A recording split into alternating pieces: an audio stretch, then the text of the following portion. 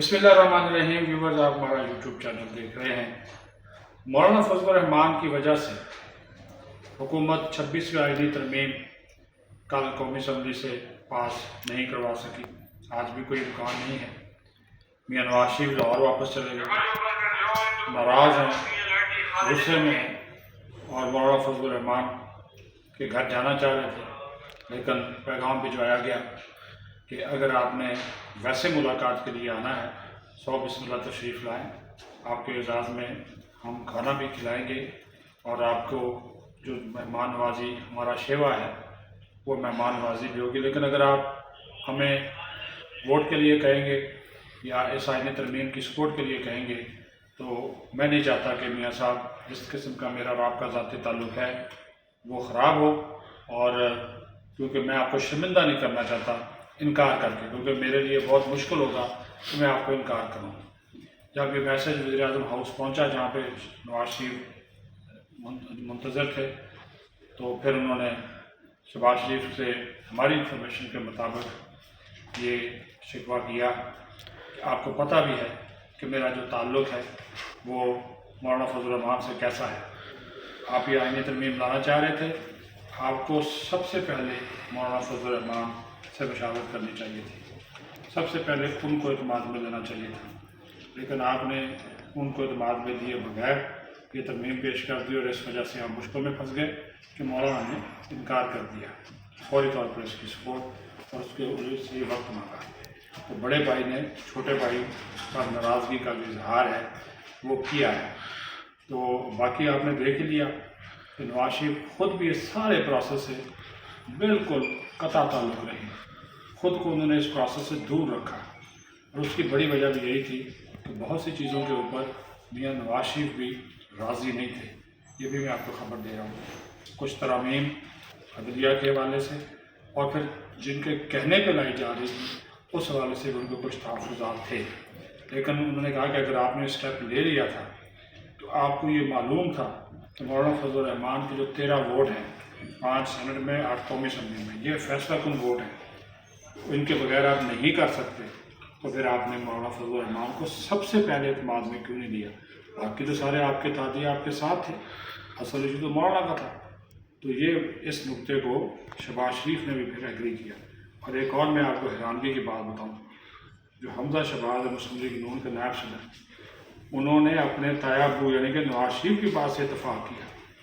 انہوں نے شہباز شریف کا اس معاملے کے اوپر ساتھ اپنے والد کا نہیں کیا، انہوں نے بھی کہا کہ طایا ابو بالکل ٹھیک کہہ رہے ہیں کہ جن کے ساتھ ہماری پرانی یاد اللہ ہے، پرانی ہماری دوستی ہے جن سیاستدانوں کے ساتھ، وہ ہو۔ پھر رات کو ٹیلی فونک رابطہ بھی ہوا میاں نواز شریف کا اور صدر اسد زرداری کا، یہ ٹیلی فونک رابطہ رات کو ہوا، اور اس میں بھی پھر جب یہ ڈسکشن کی گئی کہ اب کیا کرنا ہے، تو زرداری کا بھی یہی مشورہ تھا کہ چند دن اب ہمیں ٹھہرنا چاہیے اور پھر نئے طریقے سے آنا چاہیے۔ تو نواز شریف نے زرداری سے بھی شکوہ کیا کہ آپ تو یاروں کے یار ہیں، مولانا کا آپ میرے سے زیادہ مولانا کا آپ سے تعلق ہے، تو آپ ہی کامیاب نہیں ہوئے۔ تو زرداری نے کہا کہ میں جب ان سے ملاقات کرنے گیا تھا میں نے تو ان سے یہ ریکویسٹ کی تھی، تو انہوں نے مجھے جواب یہی دیا تھا کہ جب یہ چیز ہمارے سامنے آئے گی تو آ جائے گی، تو میں نہیں سمجھتا تھا کہ مولانا کا جو سٹانس ہے وہ اتنا سخت ہوگا۔ یہ ہو گیا ایک پہلو کہ مولانا نے ووٹ جو ہے وہ اتحادیوں کو یا اپنے پرانے ساتھیوں کی بات کیوں نہیں مانی، زرداری کی اور نواز شریف کی بات کیوں نہیں مانی، یہ میں نے آپ کو اس کی ایک وجہ بتا دی۔ دوسرا پہلو، مولانا فضل الرحمان نے انکار کیوں کیا؟ نمبر 1، ایک تو انہوں نے جو اسٹیبلشمنٹ سے اپنی ناراضگی تھی وہ دکھا دی۔ کچھ لوگ کہہ رہے ہیں کہ انہوں نے اسٹیبلشمنٹ سے بدلہ لیا ہے۔ محسن نقوی کا بار بار جانا، مولانا فضل الرحمان اسے یہی سمجھے کہ شاید یہ ان کی طرف سے آ رہے ہیں، حالانکہ وہ وزیر داخلہ ہے۔ دوسرا پھر مولانا فضل الرحمان کو جو پیشکشیں کی گئی، آپ یقین مانیے ایک لمحہ ایسا بھی آیا کہ ان کو یہ بھی کہا گیا کہ آپ اسپیکر قومی اسمبلی کا عہدہ لے لیں، اور ایاز صادق یہ عہدہ چھوڑنے کے لیے تیار تھے، یہ بھی آپ کو بتاتا ہوں، کیونکہ مولانا مسکرا دیے۔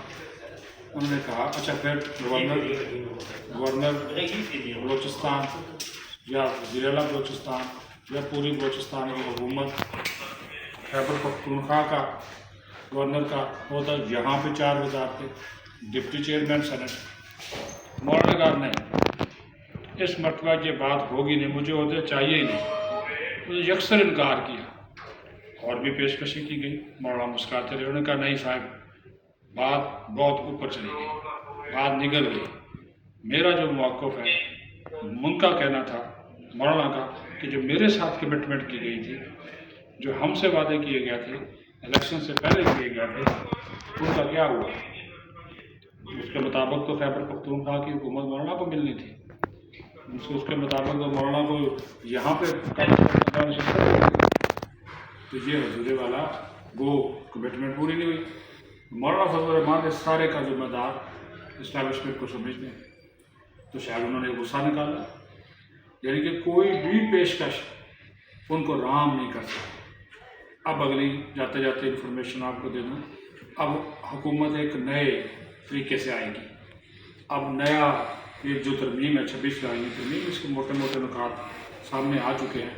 ज़्यादातर वो जुडिशल रिफॉर्म से मुतल्लिक़ है, वो आपने देख ली। नई तरीके से इस वजह से आएगी कि अब आपको हफ्ता 10 दिन इंतज़ार करना पड़ेगा।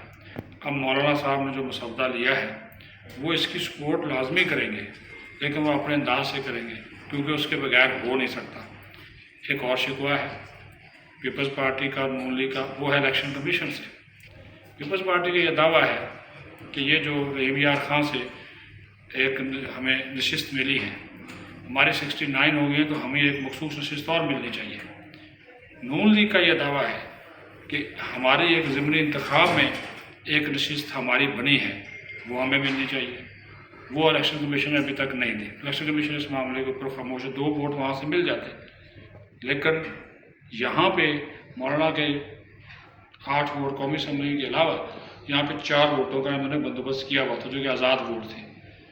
तो वो चारों के चारों कल पहुँचे हुए थे यहाँ पे वोट देने के लिए, बिल्कुल तैयार थे।